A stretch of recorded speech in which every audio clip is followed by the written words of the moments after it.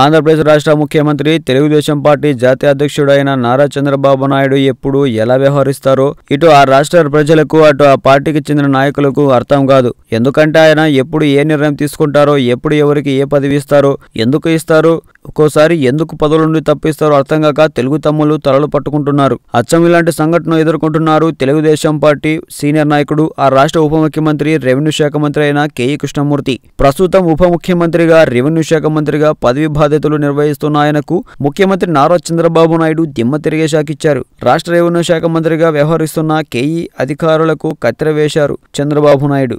Deputy కలెక్టర్లు, special grade deputy collector బదిలీలు, పోస్టింగులు అధికారాన్ని రెవెన్యూ శాఖ నుండి సాధారణ పరిపాలనా శాఖకు బదిలీ చేశారు. ఈ మేరకు ఆ రాష్ట్ర ప్రభుత్వ ప్రధాన కార్యదర్శి దినేష్ కుమార్ దీనికి సంబంధించిన ఉత్తర్వులు జారీ చేశారు.